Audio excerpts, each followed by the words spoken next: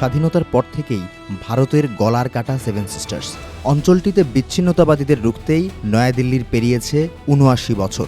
এবার বাংলাদেশের সীমান্তবর্তী অঞ্চলে নজর দিয়েছে ইসরায়েল। সম্প্রতি বেশ কয়েকটি আন্তর্জাতিক গণমাধ্যমের প্রতিবেদনে উঠে এসেছে এই তথ্য। গেল এপ্রিলেই সেভেন সিস্টার থেকে ইসরায়েলে স্থায়ীভাবে পাড়ি জমিয়েছেন এক ঝাঁক মানুষ। ভারত ছেড়ে ইসরায়েলে যাওয়া মানুষগুলো বনে মেনাসে নামে পরিচিত। নিজেদের প্রাচীন ইসরায়েলের হারিয়ে যাওয়া গোত্রের বংশধর হিসেবে দাবি করেন তারা। ১৯৭০-এর দশকে কয়েকজন ইসরায়েলি নৃবিজ্ঞানী ভারতের উত্তর পূর্বাঞ্চল সফর করেন। সে সময় মণিপুরে আদি ইসরায়েলিদের শনাক্ত করেন তারা। পরিসংখ্যান বলছে এই গোত্রের প্রায় ৭,০০০ সদস্য এখনও ভারতে রয়েছেন, যাদের বেশিরভাগই ফিরে যেতে চান আদিভূমিতে।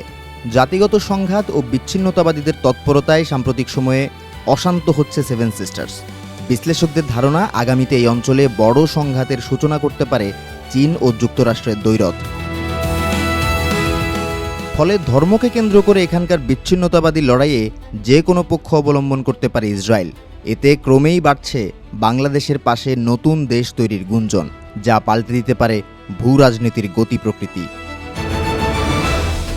অন্তর্বর্তী সরকারের ১.৫ বছরের শাসনামলে বাংলাদেশের রাডারে ছিল সেভেন সিস্টার্স। লালমনিরহাটের বিমানঘাটি আধুনিকায়ন থেকে শুরু করে যুদ্ধবিমান মোতায়েনের খবরে কিছুটা চাপে পড়ে ভারত। বর্তমানে কৌশলগত গুরুত্বপূর্ণ এই অঞ্চলে ইসরায়েলের কুনজরে উল্টো বাংলাদেশের উপর চাপ বাড়বে। নেতানিয়াহুর সঙ্গে সম্পর্ককে কাজে লাগিয়ে সেভেন সিস্টার্সকে সামরিকীকরণ করতে পারেন Narendra Modi.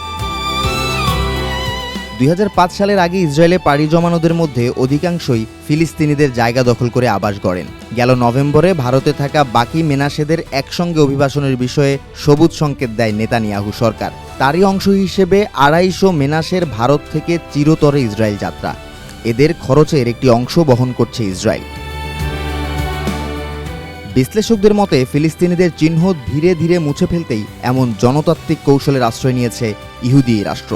Law of return নামক আইন ব্যবহার করে বিশ্বের বিভিন্ন প্রান্তের ইহুদিদের দেশে ফেরানো হচ্ছে। তবে জুড়ে দেয়া হয়েছে ধর্ম পরিবর্তনের শর্ত। কূটনীতিবিদরা বলছেন, মধ্যপ্রাচ্যে দাবার ঘুঁটি হিসেবে ব্যবহৃত হতে পারেন সেভেন সিস্টার্সের বাসিন্দারা। স্বল্প মূল্যে শ্রমিক পাবার পাশাপাশি মধ্যপ্রাচ্য সংঘাতে বলির পাঠার ভূমিকায় অবতীর্ণ হবেন মেনাসে গোষ্ঠী।